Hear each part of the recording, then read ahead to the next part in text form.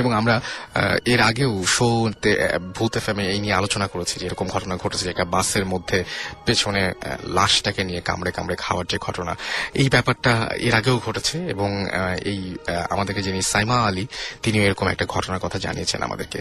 তাদেরই একজনের ইমেল আমি পড়ছি এই মুহূর্তে। তার নাম হচ্ছে সাইমা আলী, বাসা মিরপুর 1-এ।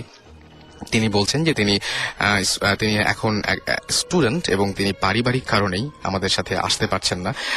এবং তিনি যেহেতু এখনো পর্যন্ত মানে টেলিফোনেও তিনি কমফোর্টেবল না, তো তিনি SMS করেছেন, তার SMS এর ইমেল করেছেন এবং ইমেলটি আমি পড়ছি।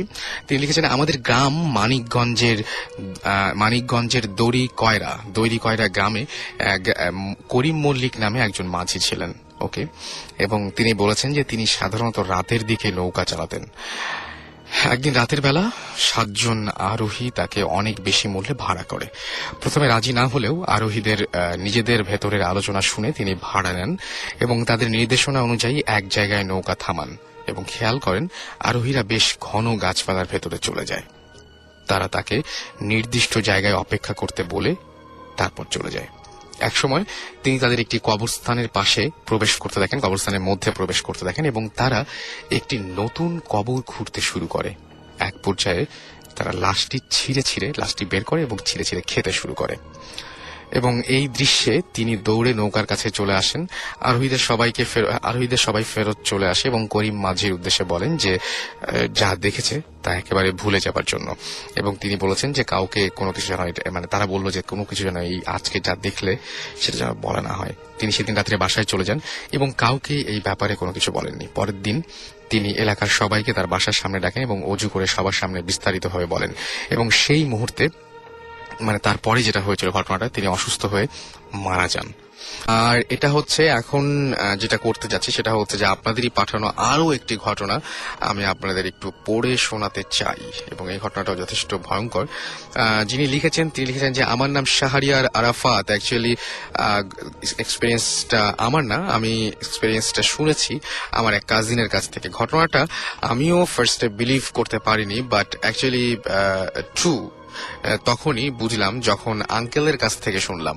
ঘটনাটা যে জায়গায় ঘটেছিল সেটা ঝিল বাংলা, আচ্ছা একটা সুগার মিলের কথা বলেছেন তিনি, এবং সেটা একটা রেল লাইনের পাশে, এবং এক সারিতে কয়েকটা পাম ট্রি ছিল সেখানে। আর স্টেশনে লোকেরা বলতো যে ওই জায়গাটা ভালো না, এই কারণে কেউ খুব একটা যেত না সেই জায়গাটায়। এবং এই জায়গাটা অ্যাভয়েড করার জন্য মানুষ গ্রামের ভেতর দিয়ে ঘুরে যেত। আর রাত হলে তো কথাই নাই, কেউ আর ওই পথ মারতো না। এবং একটা দিন যেটা হলো সেটা হচ্ছে একজন মানুষ, সে বাড়ি ফিরছিল কাজ শেষ করে, এবং সেই মানুষটির নাম ছিল হচ্ছে রতন মিয়া, এবং এটা তার নিক নেম ছিল। সে যখন ফিরছিল সেই দিনটি ছিল থার্সডে, এবং এটা প্রায় রাত 12টার দিকে হবে।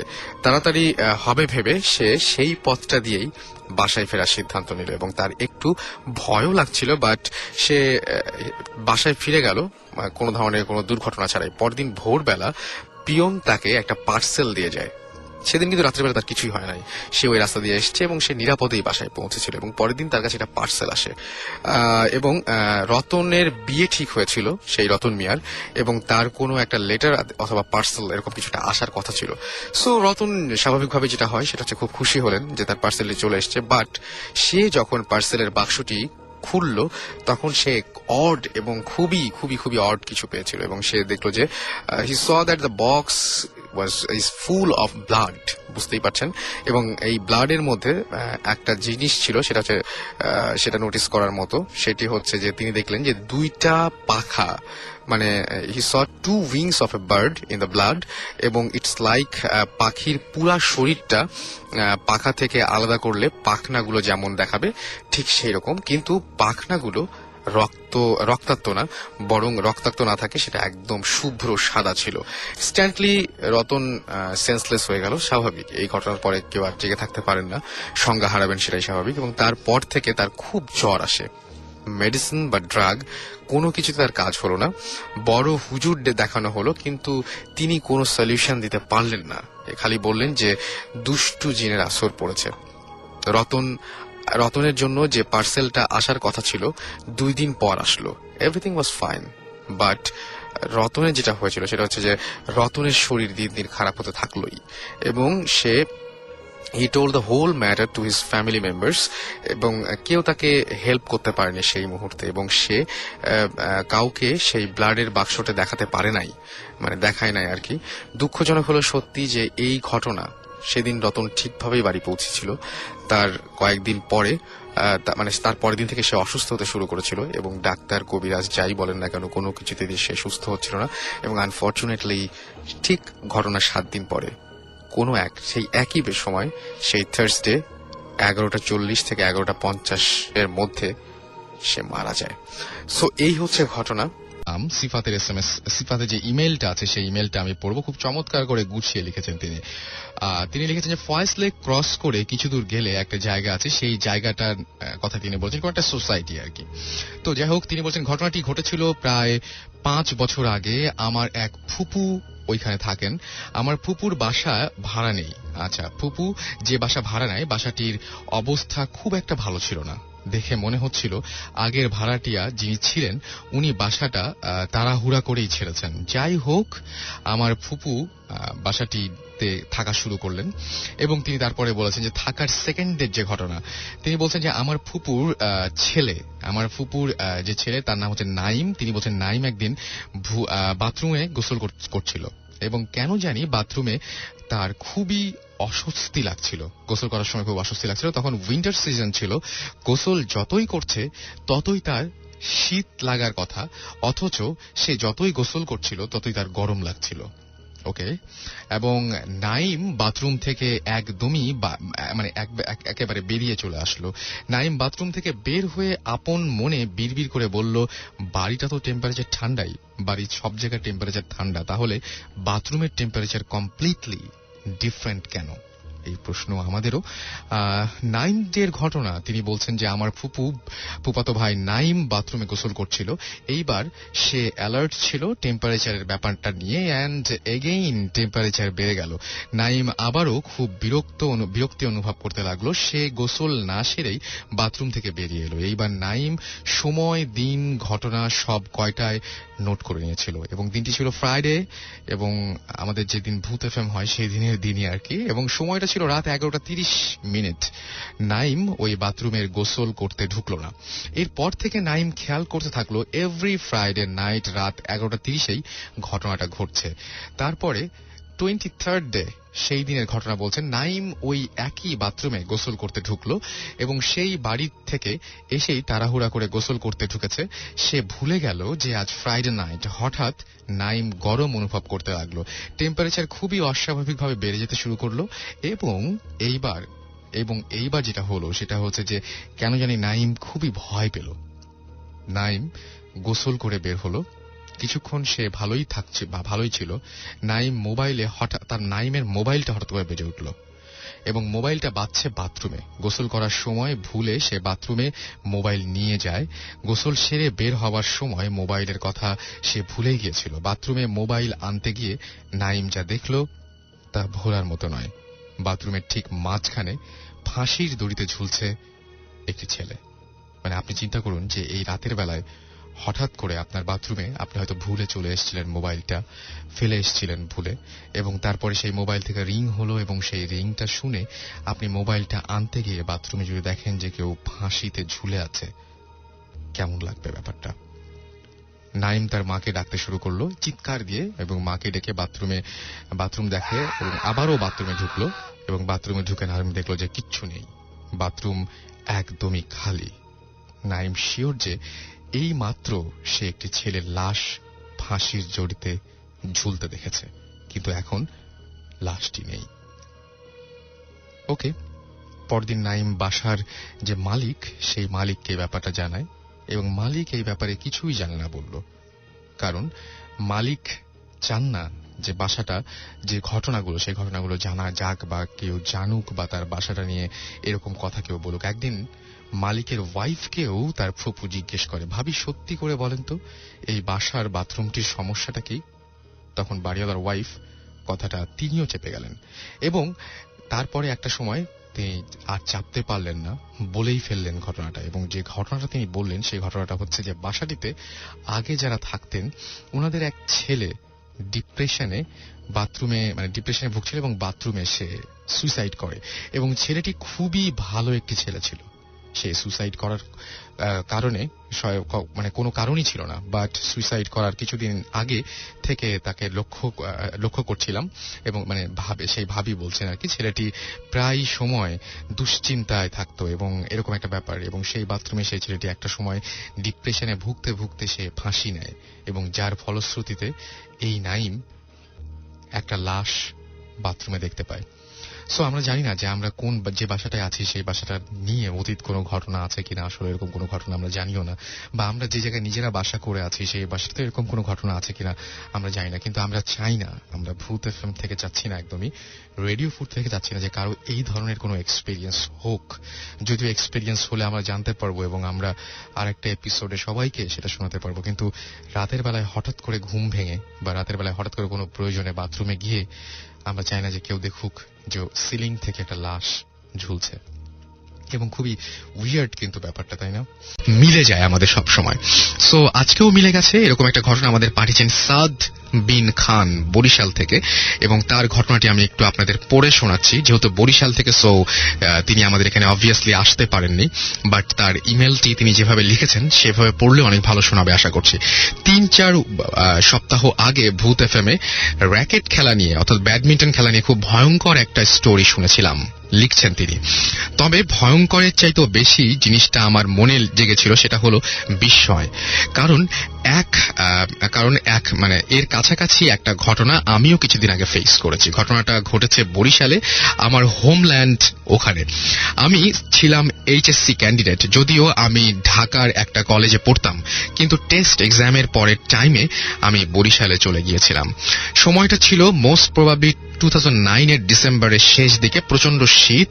তো আমরা ফ্রেন্ডরা মিলে রাতে ব্যাডমিন্টন খেলার প্ল্যান করলাম। খেলা হবে ইভান নামে একটা ফ্রেন্ডের বাড়ির কাছে। যত তাড়াতাড়ি কোর্ট কেটে খেলা শুরু হলো, প্রায় যথারীতি কোর্ট কেটে তাড়াতাড়ি খেলা শুরু হলো এবং প্রায় প্রতিদিনই খেলা হতো। খেলার জায়গাটা ছিল অনেকটা পরিত্যক্ত এক টুকরা জমির মতো।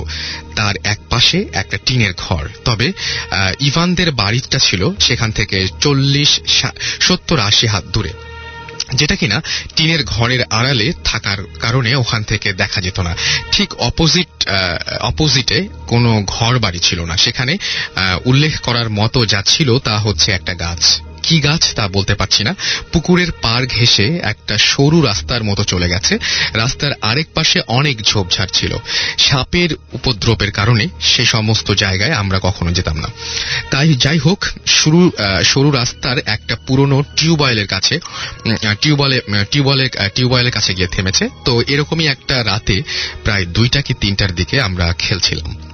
সেদিন শীত একটু বেশি পড়েছিল বলেই আমরা মাত্র 3 জন খেলতে এসেছিলাম। আমি বাদে বাকি 2 জন ছিল ইভান, যেহেতু ওর বাড়ি কাছাকাছি ছিল। একজন ফ্রেন্ডের নাম ছিল শাউন। ওকে, যেহেতু ডাবলস খেলার সুযোগ ছিল না, সো আমরা সিঙ্গেল খেলছিলাম। আমাদের মধ্যে ইভান খুবই ভালো খেলতো। এক পর্যায়ে ইভানের সাথে একটা ম্যাচ খেলে আমি এতটাই হাঁপিয়ে উঠলাম যে শীতেও আমি ঘেমে পুরা ভিজে গেলাম এবং আমার প্রচন্ড পানির পিপাসা পেয়ে গেল। আমি র্যাকেট শাওনের হাতে দিয়ে টিউবওয়েলের পথ ধরলাম।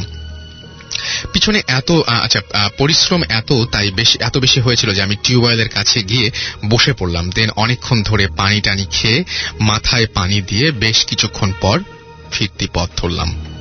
পুকুরের পাশের পথ ধরে আমি কোর্টের দিকে হাঁটছি, কিন্তু কোর্টের কাছাকাছি গিয়ে কোর্টের দিকে তাকিয়ে আমি আমার লাইফের সম্ভবত সবচেয়ে বড় ধাক্কা খেলাম।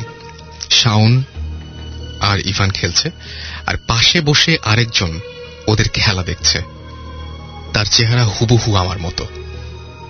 এক পর্যায়ে শাওন ডান দিকে তাকিয়ে আমাকে দেখেই খেলা বন্ধ করে দাঁড়িয়ে পড়ল। তারপর সে আরেকবার তার বাম দিকে বসে থাকা ছেলেটির দিকে তাকালো। সেই ছেলে এবং ইভান তখন আমাকে দেখে 3 জনই র্যাকেট ফেলে টিনের ঘরের পাশ দিয়ে ইভানদের বাড়ির দিকে চলে গেল। এরপর আমার আর কিছুই মনে নেই। শুধু মনে আছে যে ওই মুহূর্তটায় আমার চারদিকের সব আলো নিভে আসছে। এসএসসি এক্সামের সময় একবার প্রবল জ্বরে জ্বর হয়ে যাবার সময় আমি এই ধরনের অনুভূতি হয়েছিল, তাই বলাই বাহুল্য প্রচন্ড ভয় হয়তো আমি অজ্ঞান হয়ে গিয়েছিলাম। ঘটনার প্রথম পর্ব শেষ এবং দ্বিতীয় পর্বের শুরু। আমার জ্ঞান ফিরল তখন আমি শুয়ে আছি আমার বিছানায়। আমার বাসা থেকে লোকজন চলে এসেছে, যে ফ্রেন্ডরা ওই দিন খেলতে আসে নাই তারাও চলে এসেছে। কিছুটা ধাতস্থ হবার পর ইভান আর শাওনের কাছ থেকে যা শুনলাম তাতে আমার রক্ত ঠান্ডা হয়ে গেল। আমি নাকি পানি খেতে যাওয়ার 2-3 মিনিটের মধ্যেই আবার কোর্টে চলে এসেছিলাম। কিন্তু এত তাড়াতাড়ি চলে আসা সম্ভব না, কারণ আমি অনেকক্ষণ টিউবওয়েলের কাছে গিয়ে বসেছিলাম, যা আগেই আমি বলেছি, এবং এই সময়টা অ্যাটলিস্ট 10 থেকে 12 মিনিট হবেই। যাই হোক, এরপর ওরা যখন খেলছিল তখন আমি নাকি ওদের পাশে বসে খেলছিলাম। ওদের পাশে বসে খেলছিলাম। এর কিছুক্ষণের মধ্যেই শাওন দেখে যে টিউবওয়েলের পথ ধরে এসে ঠিক আমারই মতো একজন কোর্টের কাছাকাছি দাঁড়িয়ে আছে। এটা দেখেই শাওন, ইভান ভয়ে খেলা বন্ধ করে দেয়। আমি উঠে দাঁড়াই এবং আমরা 3 জন ভয়ে দৌড়ে ইভানদের বাসার দিকে চলে আসি। দেন বাসায় ঢুকে আমি ভয়ে জ্ঞান হারিয়ে মাটিতে পড়ে যাই। এরপর ওরা আমাকে ধরে ইভানের বাসায় শুইয়ে দিয়ে অন্যদের খবর দেয়।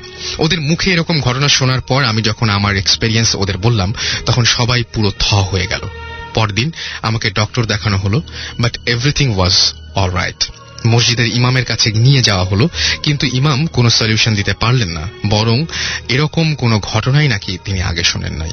ভূত এফএম এর কাছে আমি সরি যে এই ঘটনায় সম্ভবত ভৌতিক কিছু নয়, অন্তত আমি কিছু খুঁজে পাইনি। খবর নিয়ে জেনেছি যে ওই জায়গায় আগে এরকম কিছু ঘটেনি। আমার লাইফেও এরকম অস্বাভাবিক ঘটনা কোনোদিন ঘটেনি। বুঝতেই পারছি যে যার কথা এতক্ষণ ধরে বলছিলাম, সাদ, তিনি নিজে দেখতে পেয়েছিলেন যে একদম বন্ধুদেরকে রেখে যখন র্যাকেট খেলা ছেড়ে যখন পানি খেতে গেছিলেন, ফিরে এসে দেখলেন যে তার মতোই একজন বসে বসে খেলা দেখছে। তো ঘটনাটা খুবই অদ্ভুত। কি নাম আপনার? হ্যালো, হ্যাঁ, কি নাম আপনার? ভাই আমার নাম হচ্ছে ওয়াহিদ। ওয়াহিদ, জি, আমি বাংলা মোটরে থাকি। ওকে। তো ওয়াহিদ, আপনাকে আমি একবার শুনেছিলাম যে আপনি গত সপ্তাহেও আসবেন। জি ভাই। বাট গত সপ্তাহে আপনি আসেননি। এর কোনো স্পেসিফিক কোনো কারণ আছে? জি ভাই, সত্য কথা বলতে লাস্ট ফ্রাইডেতে আমি আসিনি। অনেকে জিনিসটা মনে করে যে খুব ফানি কিছু একটা, বা নিজে বানিয়ে বলছে এরকম কিছু একটা। সো অনলি সেটার জন্যই আসা হয়নি আর কি। আমি আসিনি, মনে করতাম যে যদি আমি কিছু বলি তাহলে মানুষ মনে করবে কি যে আমি হয়তো বানিয়ে বলছি, বা এটা নিছক কোনো ঘটনা বা কোনো কাহিনী। বাট আমি বলতে চাই যে এটা কোনো ঘটনা না, কোনো কাহিনী না। একমাত্র যাদের সাথে হয়েছে তারাই এটা ফিল করতে পারবে। আর একটা রিকোয়েস্ট সবার কাছে, সেটা হচ্ছে যে এটা নিয়ে কখনো কোনো সময় ফান করবেন না। ওকে। আচ্ছা, আমি একটা জিনিস জানতে চাই যে আপনার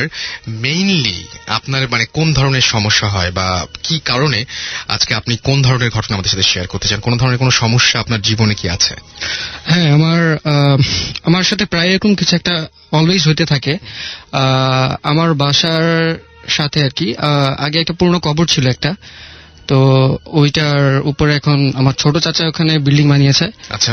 তো এটা হওয়ার পর থেকেই টুকটাক কিছু একটা হতো আর কি, সবসময় ফিল করতে পারতাম। তো একদিন হঠাৎ রাতের বেলা ডিনার করার পরে ছাদে উঠি 12:30-1টার দিকে। ছাদে ওঠার পরে সাথে যে রেলিং, ওইখানে দাঁড়িয়ে দাঁড়িয়ে কথা বলতে থাকি ফোনে। তো হঠাৎ আপনি আমাকে বলছিলেন যে আপনাদের বাসায় রিসেন্টলি হুজুরও ডাকা হয়েছিল। সেটা একটু বলবেন, যে আপনার কবরের ব্যাপারটা বললেন, এবং কবরের ঘটনা আমাকে একটু আগে বলেন যে কবরের ঘটনাটা কি ঘটেছিল, বা কবরেরটা আপনি আমাকে যেভাবে বলেছিলেন আর কি সেইভাবে শুনতে যাচ্ছি যে কবরটা নিয়ে আপনাদের কি ঘটনা ঘটেছিল। হ্যাঁ, তো আব্বুদের কাছে শুনেছি যে এখানে একটা পুরনো কবর ছিল, তো ওইখানে ছোট চাচা পরে বিল্ডিং বানায়। আর এটা যে কবরটা ছিল, এর আগে যাদের এখানে থাকতো তারা বলতো যে এটা কখনো ভেঙো না, বা এটা এখানেই থাকুক সবসময়। তো চাচা এটা মানেননি, ওইটা ভেঙে ওইখানে বিল্ডিং বানিয়েছে। তো সাইডে ওই কবরের জায়গাটা খালি থাকতো অলওয়েজ, বাট ওইখানে ময়লা জিনিসপত্র ফেলতো। তো একদিন হঠাৎ করে এরকম আমার সাথে ফিল করলাম যে আমার সাথে খারাপ কিছু হয় অলওয়েজ। তো বাসায় বলার পরে যে আব্বুরা বলে যে না, এটা কিছু না, এটা হয়তো বা মনের ভয় বা সামথিং এরকম হতে পারে মনের। হ্যাঁ, তো এই রোজার সময় হুজুর আসেন আমাদের বাসায়, কোরআন শরীফ খতম হয়। তো হুজুরকে বলি আমি যে আমাদের সাথে এরকম হয়। তো আব্বু বললো যে হুজুর, এই জিনিসটা তো খুব ভয়, ওরা ভয় পায়, এটা কি করা যায়? হুম হুম। তো হুজুর বললেন যে এটা তেমন কিছু না, মানুষের মধ্যে যেমন ভালো মন্দ থাকে, জিনদের মধ্যে এরকম ভালো মন্দ থাকে। রাইট। তো এটা ভালো হবে যে ওদের কিছু না করা, মানে আপনার ওই যে বেঁধে টেঁধে দেওয়া সেটাই, যে এরকম কোনো বিল্ডিং কিছু করেননি? বাসা বাদ দেয় বা সেরকম কিছু একটা। তো হুম। হুজুর বলছে যে এরকম কিছু করার দরকার নেই, হুম। সে আপনাদের খারাপ চায় না। আচ্ছা, ওকে। তো আপনি কিভাবে তাদের উপস্থিতি প্রথম টের পেয়েছিলেন? মানে আপনাদের বাসায় যে তারা আসা যাওয়া করছে বা এই ধরনের কোনো কিছু ঘটছে, এটা কিভাবে টের পেয়েছিলেন? এটা আমি ফার্স্ট টের পাই এই রোজা ঈদের পরপর। হুম হুম। একদিন রাতে ছাদের বেলা ডিনার করে ছাদে উঠিস 1:30-1:30টার দিকে। হুম উঠে আমার ছাদের রেলিং এর পাশে দাঁড়িয়ে থাকি। হুম। তো আমার বাসা আর আমার সাথের বাসাটা একদম ক্লোজ, ছাদটা একদম ক্লোজ, হুম হুম। এক ছাদ থেকে আরেক ছাদে যাওয়া যায় এরকম, আচ্ছা। ডিস্টেন্সটা হচ্ছে এরকম। তো ওই বাসায় আমার ছোটবেলার ফ্রেন্ড থাকে সাগর, হুম। একসাথেই ছোট থেকে বড় হয়েছি। তো হঠাৎ করে দেখি ওদের ছাদটা একদম অন্ধকার থাকে। আচ্ছা। তো হঠাৎ করে আমি মানে বুঝতে পারি যে ওই ছাদে দুজন হাঁটতেছে কেউ আমাদের সাইজের। হুম। তো জিনিসটা দেখে খুব অবাক হই যে এত রাতে ছাদে আমাদের মতো দুজন, এই বিল্ডিং এ আমি আর ও ছাড়া আমাদের এই মানে এই বয়সে কেউ নেই। আচ্ছা। তো মনে মনে ক্যালকুলেট করতে থাকি যে কে হতে পারে এটা। হুম হুম। তো একটু ভয় লাগে তখন থেকেই যে এই দুইটা কে। হুম হুম। তারপরে আস্তে আস্তে যখন সামনের দিকে দেখার চেষ্টা করি, তো দেখি যে হাঁটতে হাঁটতে দুজন ওই ওদের ছাদের কর্নারে চলে গেল। হুম হুম। তো আমি আরেকটু ক্লোজ যাই আমার ছাদের, তো দেখার চেষ্টা করি যে এরা কে। তো ওরা যখন টার্ন নিয়ে আমার দিকে আসছিল, হুম হুম। তো আমি আস্তে আস্তে ভয় পাচ্ছিলাম যে কারা এই দুইটা এত রাতের বেলা। তো হঠাৎ করে যখন ক্লোজলি চলে আসলো, তো আচ্ছা। একজন আমার দিকে তাকালো। হুম হুম। আর ওইটা মনে হয়েছিল আমার জীবনের সবচেয়ে ভয়াবহ কোনো একটা রাত, আমি কখনোই ভুলবো না। তাকিয়ে দেখি একটা আমি, একটা সাগর। মানে আপনি আপনার নিজেকেই দেখতে পাচ্ছেন Exactly. সামনের ছাদটায়? হ্যাঁ। আর এট দ্যাট টাইম আমি পুরো ঘামে গেছিলাম, ভিজে গেছি ঘামে। আর মাইন্ডটা Still আপনার সোয়েটিং হচ্ছে? এক্স্যাক্টলি।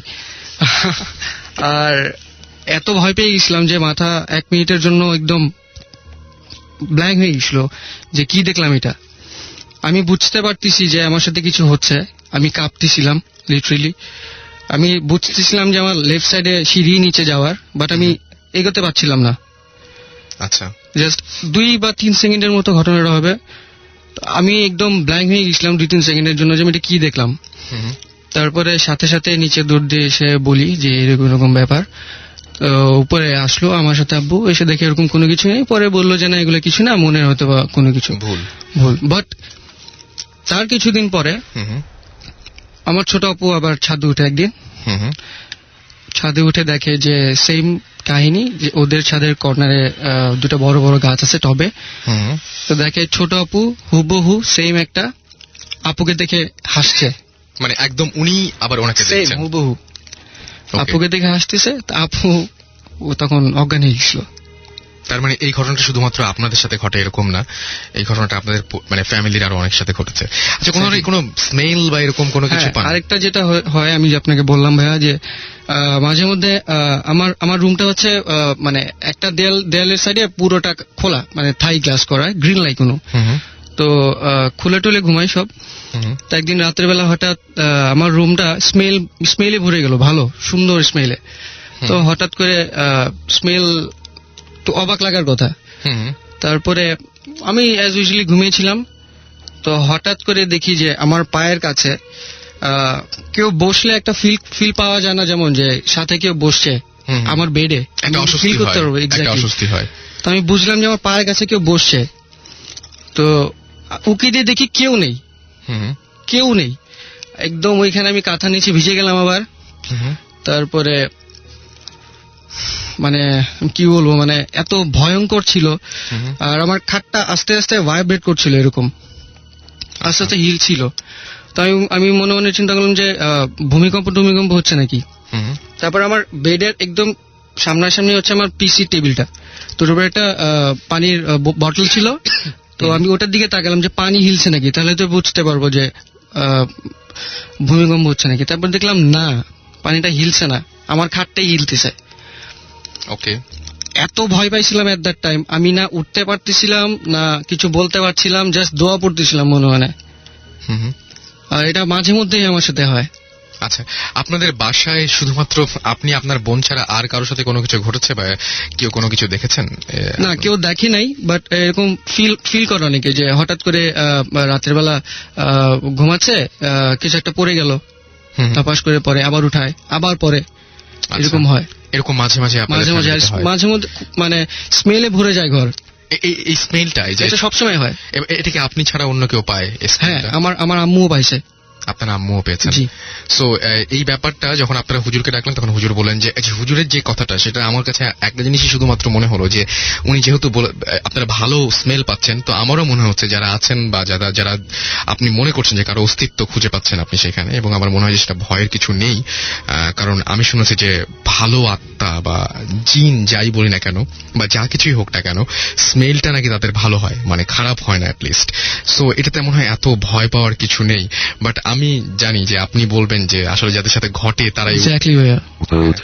তো তারাই আসলে এই যে অনেকেই এক্সপেরিয়েন্স করতে চান এই ঘটনাগুলো, কিন্তু আসলে যাদের সাথে ঘটে তারাই বুঝতে পারেন যে ঘটনাগুলো কত ভয়াবহ হতে পারে, তাই না? সবসময় এটা এই জিনিসটা কিন্তু মানে একদম সবকিছু অন্যরকম হয়ে যায়। এক্স্যাক্টলি।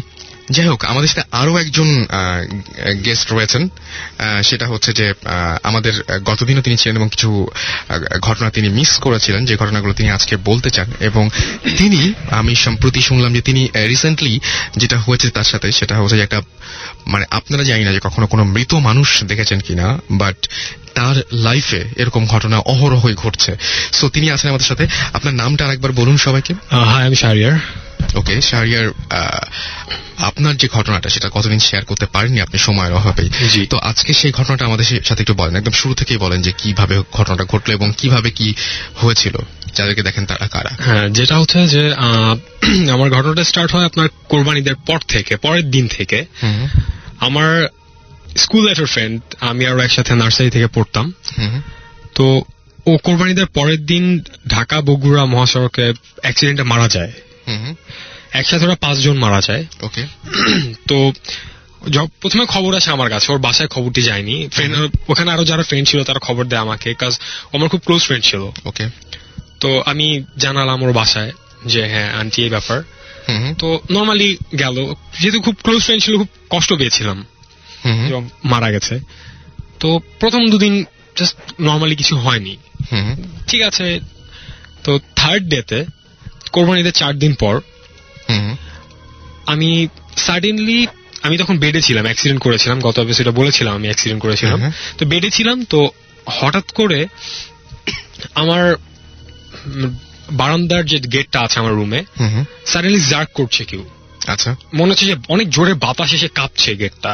আচ্ছা। তো আমি ফার্স্টে মনে করলাম যে হয়তো বা বিড়াল টিলাল কিছু হবে বা সামথিং।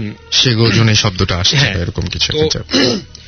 আমি লাইট জ্বালালাম দেখার জন্য যে কি আছে ওখানে। হুম, তো যখন আমি লাইটটা জ্বালালাম, এটা যদি আলো আধারের খেলা হতো তাহলে একটা কথা ছিল যে আমি ভুল দেখেছি, কিংবা আমি ঘুমেছিলাম, উঠেছি না, আমি শুয়েছিলাম তখন, যে এটা ভুল হওয়ার কোনো কথা না। আচ্ছা। তো আমার লাইট যখন জ্বালালাম, ঠিক আমি স্পষ্ট দেখতে পেলাম যে আমার friend hmm, O Nafis, please ওর জন্য সবাই দোয়া করবেন। ডেফিনেটলি। ও আমার বারান্দা গেটের সামনে দাঁড়ানো, ঠিক যেখানে আমার গেটটা, এবং গেটের সামহাও গেটটা খুলে গেছে। আচ্ছা। ও ওখানে দাঁড়ানো, একটা হোয়াইট কালারের পাঞ্জাবি পরা, একটা ব্লু জিন্স। ও অলওয়েজ এই টাইপের ড্রেস পরে থাকতো না। আচ্ছা, মানে যখন বেঁচে ছিলেন তখন। হ্যাঁ। ওকে। তো ওরকম একটা ড্রেস পরা আমার দিকে তাকিয়ে আছে, এবং সেটা আমি স্পষ্ট লাইট জ্বালানোর পর দেখেছি, এটা অন্ধকারের মধ্যে না। আচ্ছা, এটা কি শুধুমাত্র আপনি নিজেই দেখেছেন নাকি? না না না, এটা আমার ওর ফ্রেন্ড দেখেছে। ইভেন আমি এরকম একটা বলছি আমি একটা ঘটনা। তো আমি মাকে ডাকলাম যে আম্মু, আমি নাফিসকে দেখছি। তো মম বলতেছে যে না, এটা কিছু না, তোমার অনেক ক্লোজ ফ্রেন্ড ছিল, তো হয়তো তোমার কষ্ট লাগছে এই জন্য তুমি দেখছো, কিংবা সামথিং। তো আমি মামকে বললাম যে মাম, আমার ভয় লাগছে, তো তুমি আমার সাথে শো। ওকে। তো ঠিক আছে, আম্মু শুলো, নর্মালি চলে গেল, আমি সুস্থ হলাম। তো সাডেনলি আমি ওয়াহিদের ওখানে যাচ্ছিলাম, ওয়াহিদের বাসায় যাচ্ছিলাম। আচ্ছা। আমার সাথে একটা ফ্রেন্ড ছিল, রকি। তো মগবাজার মোড়ে হঠাৎ করে সিগন্যালে বসে থেমেছে রিক্সা। তো হঠাৎ করে দেখি যে আমার চোখ হঠাৎ করে দিয়ে গেছে। আচ্ছা। তো দেখি যে নাফিজ ওখানে দাঁড়ানো। আপনার মারা গিয়েছে? হ্যাঁ, এগেইন। ওকে। এটা দিনের বেলাতে? হ্যাঁ, দিনের বেলা। অলরাইট। দুটো, একটা ঘটনা হচ্ছে আলোর মধ্যে, একটা দিনের বেলা। তো আমি তাকিয়ে আছি, তো আমার পাশেই ফ্রেন্ডটা ছিল, আমি বললাম যে রকি তুই দেখতেছিস ওখানে যে দাঁড়ানো আছে? বলে হ্যাঁ পাঞ্জাবি পরার ছেলেটা। আরে তো নাফিস, ওখানে দাঁড়াইছে কেন? ওকে, তো তো আপনার সেই ফ্রেন্ডটাও যে সঙ্গে আছে সেও ঠিক একই ভাবে আপনার ওই ফ্রেন্ডটিকে হ্যাঁ। দেখছে। ওকে, তো আমি আবার আমার সাথে যে রিক্সাওয়ালা ছিল, আমি বললাম যে আচ্ছা মামা তুমি ওখানে একটা লোক দাঁড়ায় আছে তুমি দেখতেছো? বলে যে মামা অনেকগুলো, তো কেউ যে পাঞ্জাবি পরা লোকটা আমাদেরকে তাকায় তাকায় হাসতেছে। তো আমি বললাম যে হ্যাঁ তুমি দেখতেছো? তো ও বললো যে হ্যাঁ দেখছি। ওকে, তো আই মিন হঠাৎ করে আমি আমার ফ্রেন্ডকে বললাম যে তুমি শিওর, তুমি বুঝতেছো তুমি কি বলতেছো? তখন আমার ফ্রেন্ড শকড, বলে যে আচ্ছা এটা কিভাবে পসিবল? সেটাই, মানে এবার ভুলটা যদি হয়েও থাকে হ্যাঁ। তাহলে আপনারা মানে দুইজনই তিনজন দেখেছি, তিনজন দেখেছেন, মানে রিক্সাওয়ালা সহ তিনজন দেখেছেন। আচ্ছা, এছাড়া আর কেউ দেখেছে আপনার ফ্রেন্ডকে? ফ্রেন্ডকে এছাড়া আমাদের যেটা হচ্ছে নাম মোহাম্মদ আরিফুল হক শাওন। আমি ফার্স্ট সিকিউরিটি ইসলামী ব্যাংকে আছি। আমি আমার বাসা হচ্ছে ঢাকার মাদার টেকে আর কি। ওকে, সো আপনার সাথে কোন ধরনের ঘটনাগুলো ঘটেছিল? অ্যাকচুয়ালি মানে আমার সাথে যে ধরনের ঘটনাগুলো ঘটছে এটার মানে ফার্স্টে একটা কথা বলে নেই যে মানে আমি যেটা বিলিভ করি যে ভূত বলে অ্যাকচুয়ালি কিন্তু কিছু নাই, ওকে, এবং আমি যেগুলো দেখছি এগুলো আমার মনে হয় যে হ্যাঁ মানে এটা হতে পারে আর কি। ঠিক আছে, গুড, এইভাবেই ভাবা উচিত। হ্যাঁ মানে যা দেখেছি অ্যাকচুয়ালি সাকিব ভাই, যে মানে মানে মনে হয়েছে যে না এটা পসিবল, এটা ইম্পসিবল কিছু না আর কি। তো ওকে, আমার সাথে মানে অনেকগুলা ঘটনা ঘটেছে, তার ভিতর যে কারণে পসিবলটা কেন বলছেন, যে পসিবলটা কি কারণে? মানে পসিবলটা এই কারণে যে এই সেম প্লেসে নট অনলি আমি, আমার ফ্যামিলির আরো 2জন মেম্বার দেখেছে, এবং আমার সাথে যে আমার ওয়াইফ আছে, আপনি তো তার কাছে শুনলেন যে ওর কাজিন একটা ওখানে উইদাউট এনি রিজন আর কি, মানে মানে খুব নর্মাল একটা কেসে একটা অ্যাক্সিডেন্ট মারা গেছে আর কি ওখানে আর কি। ওকে, তো এই কারণে আমি বলতেছি যে এটা পসিবল এখানে। আর মোটামুটি যে কয়েকটা মানে ঘটনা আমি দেখেছি, আমার কাছে মনে হয়েছে যে না এটা এই কারণে পসিবল আর কি। আচ্ছা, কি ধরনের ঘটনা একটু আমাদের বলেন।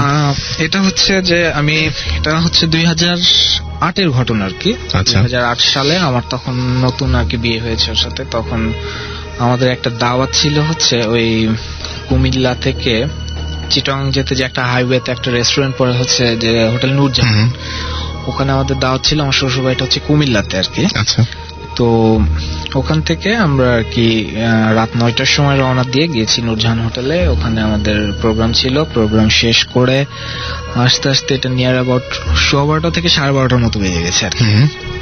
তো 12:15 থেকে 12:30 মতো বেজে গেছে। একটা গাড়ি আমি নিজেই ড্রাইভ করতেছিলাম, আরেকটাতে ড্রাইভার ছিল, প্লাস আদার্স অন্য সবাই ছিল। আর আমার গাড়িতে আমার সাথে ও ছিল, আমার ছোট ছোট ভাই বোনরা ছিল আর কি। তো এটা হচ্ছে যে মানে পদুয়ার বাজার নামে একটা জায়গা আছে আর কি। তো ওই পদুয়ার বাজার, ওই জায়গা থেকে হাতের ডান দিকে টার্ন করে যে মানে কুমিল্লা শহরে ঢুকতে আর কি, ওই জায়গায় মানে কিছু দূর আসার পর শাকতলা নামে একটা জায়গা আছে আর কি। আচ্ছা, তো ওই শাকতলার ওই প্লেসটাতে মানে কিছু দূর আসার পরে আমার মানে হঠাৎ মনে হলো যে একটা স্মোকি একটা মানে মানে কিছু একটা আছে আর কি সামনে। আচ্ছা, তো মানে আমি দেখতে পাচ্ছি না এরকম, কিংবা হেডার ডিপার্টমেন্টে আর কি আমাকে আগাতে হচ্ছে আর কি। তো আমি গাড়িটা হালকা একটু স্লো করছি। হালকা স্লো করার পরে যাচ্ছি আর কি। তখন মনে করেন যে গাড়ি আবার 60 to 70 যাচ্ছে আর কি। তো তখন আর কি হঠাৎ দেখি যে আমার রাস্তার ডান সাইড থেকে বাম সাইডে আর কি, মানে যখন আমি গাড়িটা ড্রাইভ করতেছি তখন তো আমার বনেট বরাবর নজর আর কি। মানে ফার্স্টে নিচ থেকে আমি দেখছি যে একটা লুঙ্গি পরা, আমার এটা মনে আছে যে লুঙ্গি পরে। তারপর আমি উপরে তাকিয়ে দেখি যে 2 হাত উপরে তুলে মাথাটা হচ্ছে একটা ছাগলের আর কি।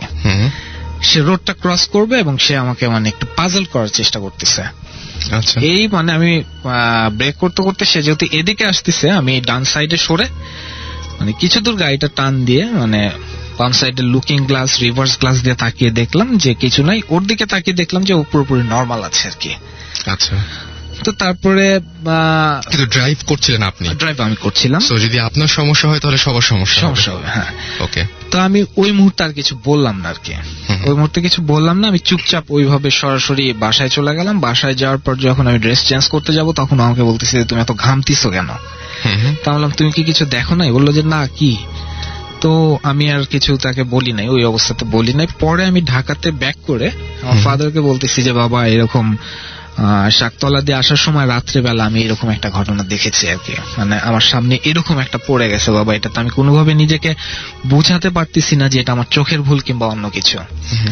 তখন সে বলতেছে যে তুমি এটা দেখছো, ওইখানে কিন্তু একটা গরুস্থান আছে আর কি, এবং সে বলল যে এটা তোমার শ্বশুরের সাথেও আমি 2001-2 এর দিকে আর কি বললো যে ওইখানেও আমরা সেম ভাবে দেখেছিলাম। তবে আমার ফাদার মানে যেটা বলছে যে ওনার আর কি ফেসটা খেয়াল নাই আর কি, তো উনি বললো যে আমার খালি এতটুকু মনে আছে যে লম্বা কানওয়ালা কেউ একজন আমি দেখে সে রোডটা ক্রস করবে, আমি এই বলে ড্রাইভারকে সাবধান করতে করতেই তোমার মানে আমার ফাদার ইন ল তখন হাত দিয়ে আমার ফাদারকে না করছে আর কি।